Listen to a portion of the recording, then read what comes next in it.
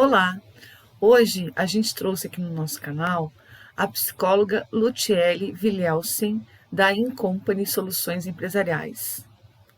A Incompany é uma empresa que vem fazendo a seleção de técnicos e estagiários dos diversos cursos do Campus Pelotas.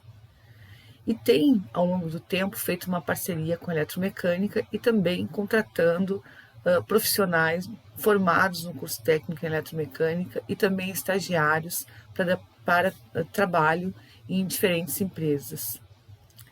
A Luciele veio aqui hoje para nos dar dicas de como fazer currículo, de como se portar numa entrevista e também nos falar um pouco sobre a questão da postura profissional, depois, quando esse profissional já está trabalhando dentro da empresa. Espero que vocês aproveitem as dicas da Luciele na nossa entrevista.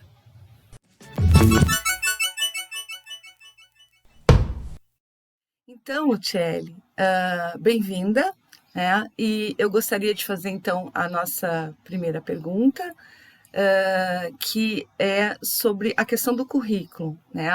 O que o nosso aluno, o nosso técnico, ele precisa saber, né, para conseguir fazer um currículo que fique bem apresentável, assim, né, quando vai ser entrevistado.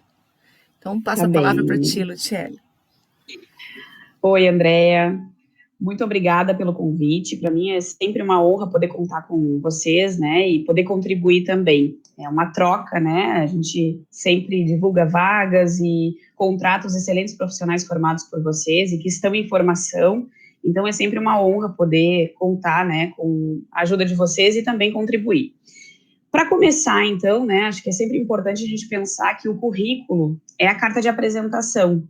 Então, a gente, enquanto recrutador, a gente olha o currículo e a gente precisa que ele tenha, né, informações suficientes para que a gente aprove aquele currículo. Por quê? Quando a gente tem um olhar treinado, mais ou menos a gente leva de 6 a 30 segundos para aprovar um currículo. Então, a gente bate o olho. Se ele não tem tudo suficiente ali para aprovar, né, que eu enxergue rapidamente os requisitos que eu preciso, ele já vai para a próxima. Então, fazendo uma conta rápida, quando a gente abre uma vaga, a gente tem em torno de 500 currículos, tá? Principalmente nesse período agora de pandemia, né, que aumentou muito a busca por emprego. Então, se eu vou, né, olhar esses 500 currículos e eu for levar 10 minutos em cada um, eu vou passar quantos dias? Então, 6 a 10 segundos, mais ou menos, é o tempo que eu tenho para olhar e já passo para o próximo. Então, se tem ali, né, agora a gente vai falar da estrutura básica do currículo, esse currículo já passa para uma segunda etapa. Se não tem alguma informação, já deixa para depois. Eu tenho mais 499 para olhar. Então, tem que ser um currículo extremamente atrativo. E o que é? Eu listei algumas coisas, eu vou ir olhando para baixo aqui, só para não perder, né, a estrutura e não faltar nenhuma informação. Mas, primeiramente, então, os dados do candidato, né? É importante que tenha o nome completo, telefone, e-mail, WhatsApp, as redes, principalmente profissional, né? Então, o LinkedIn, depois a gente vai falar um pouquinho a importância do LinkedIn, mas essas informações precisam constar ali. Por quê? Às vezes a gente vai ligar para o candidato e o telefone está errado, falta um número, e aí a gente não consegue entrar em contato para agendar a entrevista. Manda o e-mail retorna. A gente vai na rede social, a rede social está bloqueada. Então, não tem como buscar, né, o contato. Depois disso, tem o objetivo do currículo. O que é esse objetivo? Para cada vaga, eu preciso fazer um currículo e descrever o objetivo. Então, se eu estou estudando, eu não posso colocar que eu quero almejo uma vaga de técnico. Não, eu tenho que entender que eu estou estudando e que eu preciso ou do estágio obrigatório, ou um estágio complementar, enfim, desde que seja na área de atuação. Então, o objetivo do currículo é extremamente importante. Depois, né, seguindo essa estrutura, a gente tem a formação acadêmica. Então, a gente sempre utiliza o último nível, porque, né, se eu estou cursando o técnico, a gente entende que o ensino médio foi concluído, a menos que seja o integrado aí de vocês, né, mas aí já tem essa informação. Então, a formação acadêmica, ou da graduação, ou do técnico, ensino médio, mas o que está cursando. E colocar as principais informações, o turno que estuda, porque daqui a pouco é uma vaga na parte da manhã e tu estudas de manhã, então automaticamente tu já é eliminado. Então todas essas informações são importantes. O semestre, o curso, a gente recebe muitos currículos que colocam só instituição de ensino. Ah, mas o que a pessoa faz? Né? Tá estudando o quê? Então, isso para nós é extremamente importante. E aí a gente diz assim, se não tem o curso, esse depois eu vejo. E aí naqueles 499 currículos eu encontrei alguém. E poderia ser aquele currículo que a gente deletou por falta de uma informação.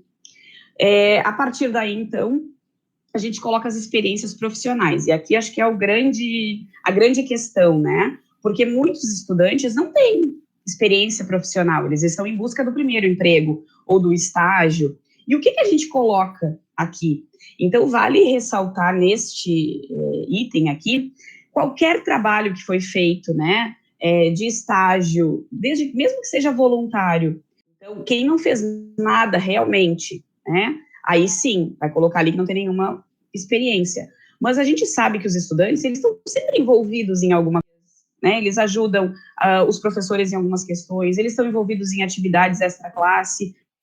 Então, tudo isso é possível colocar ali. E aí a gente coloca, né, o que ele desenvolveu de atividade, qual foi o cargo e o tempo que ele ficou fazendo isso. Porque isso é importante, né? Aí pensando agora na parte dos profissionais já formados, né, nos técnicos.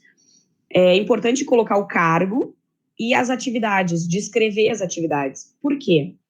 Na minha empresa, na tua empresa, né, na empresa de qualquer pessoa, pode ter o mesmo cargo. No entanto, as atividades que eu exerço aqui é completamente diferente do que se fazem na tua empresa.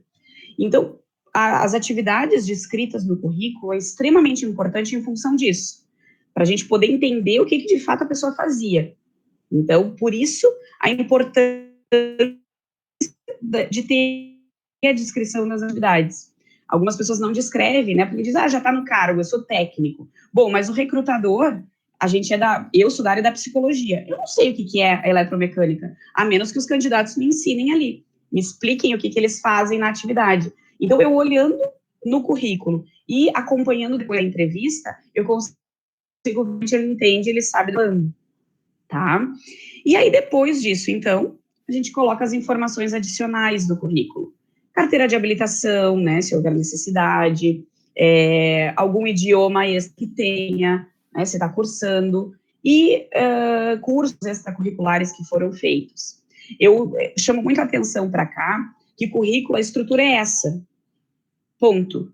Né? Até depois a gente vai disponibilizar aqui um modelo de currículo que é bastante utilizado, porque as pessoas às vezes querem colocar, se autodescrever, né? Se autopromover, se autovalorizar. Então, eu sou comprometido, pontual, né? Eu sou reservado. Então, começa a colocar uma série de qualidades ali, que quando a pessoa chega na entrevista, né? Aí ela chega atrasada, ela chega, né? Oi, tudo bem? Já chegando, né?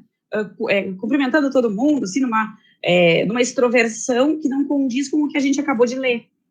Então, deixa para a gente, né, que está avaliando, ver se isso faz sentido ou não. Não coloque informação, né, se autovalorizando. Isso acontece muito, principalmente agora, né, que o pessoal está desesperado, assim, por emprego. Então, eles querem, né, fazer com o possível para que a gente tenha uma boa visão e acabam excedendo muito. Então, essa estrutura, mais ou menos, do currículo, tá? Então, é uma folha, no máximo duas, que é o ideal para o currículo. Então, lembrando que a Lutiele vai nos deixar, então, o endereço, né, para que vocês possam ver como fazer, com as dicas de como fazer esse currículo, assim, dentro desse formato que ela falou, com essas dicas bem importantes.